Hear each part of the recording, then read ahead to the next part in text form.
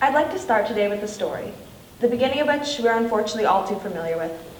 It all starts with the tragic shooting at Sandy Hook Elementary School that left a community ruined, trying to build back up. And eventually, it came time for students to come back to school and face the trauma they had experienced. And of course, staff were well aware they needed to find a solution, a support system that would be able to help students as they came back and relived the events that they had before.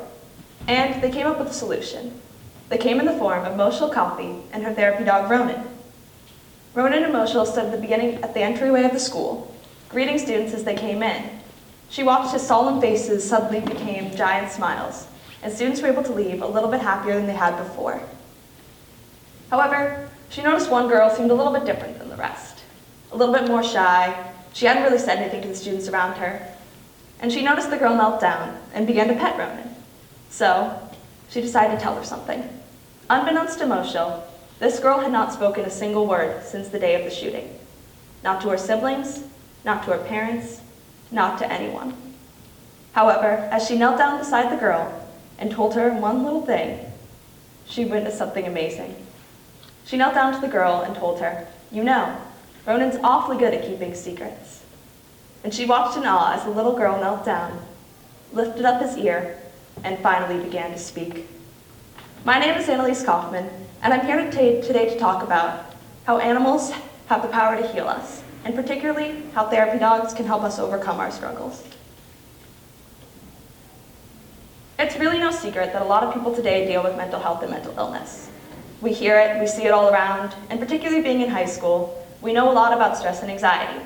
We see it in our friends, we hear about it from teachers, we may even experience it ourselves. In fact, according to the American Psychology Association, 48% of teens say they deal with stress and anxiety on a regular basis. And a whopping 42% of these teens are unsure of how to deal with this, how to deal with the pressure and everything that comes with it. I began my project attempting to figure out how to solve this. How could I cope with stress and anxiety? What method works best for me? And how could I help others find a way to do the same?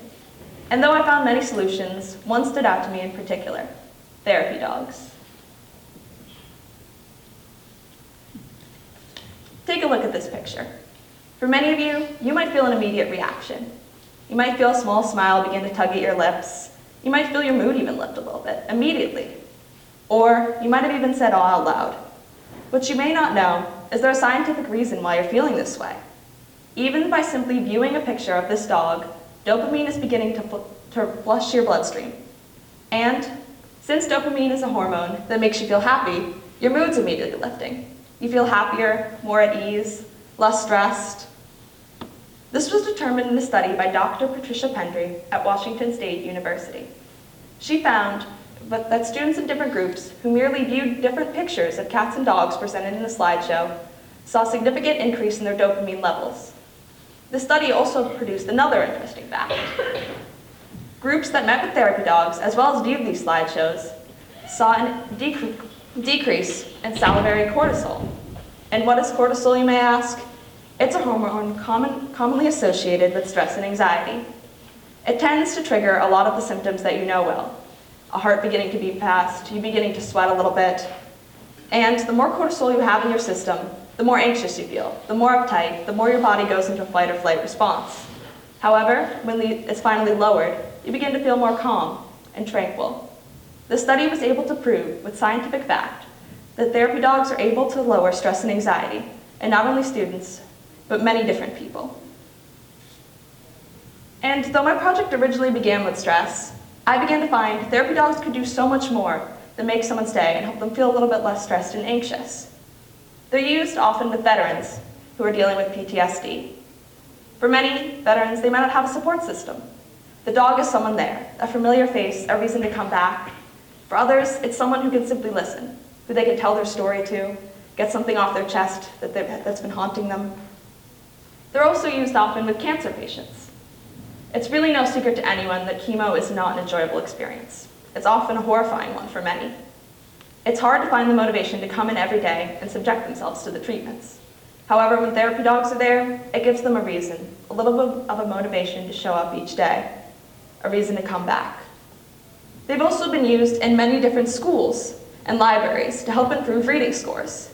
For many students who struggle with reading or have certain speech abilities, it can be kind of intimidating to talk to another student, to read in front of the class, or to read to a teacher.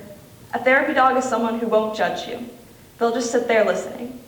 And results came along with it. Student test scores began to improve, and people who worked with students on speech abilities saw that their abilities began to skyrocket. However, although these stats and stories can show that therapy dogs have amazing benefits, nothing can really show that than getting to see their experience firsthand, which I was lucky enough to get to do for my senior project. I had the opportunity to bring in therapy dogs to the school, and I was able to work with different students and have them meet with sessions for therapy dogs. And I honestly saw the effects firsthand the second the dogs walked in the door with myself. Understandably, I was a little bit worried. It was my senior project, after all. I wanted it to go well. I wanted to go off without a hitch. I didn't want students to suddenly be missing and not showing up. But the second I saw the dogs walk in the door each day, I immediately felt my worries begin to slip away and a smile overtake my face. I'd see teachers around me come, asking what was happening, them smiling too, saying what an amazing thing it was that this was happening, that they wished it could be like this every day. And as I finally began the sessions, I saw even more amazing effects. As students walked in, their faces would light up, they'd smile, and their entire mood changed. I saw kids walk in shy, kind of scared to talk to other people. They sat near the corner, silently petting the dog.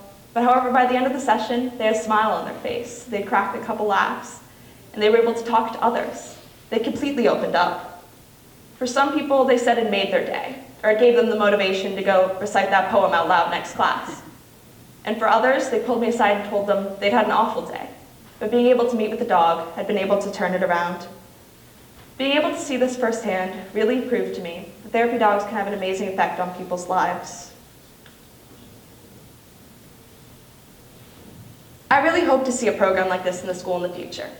When I started my project, I didn't think this was a reality.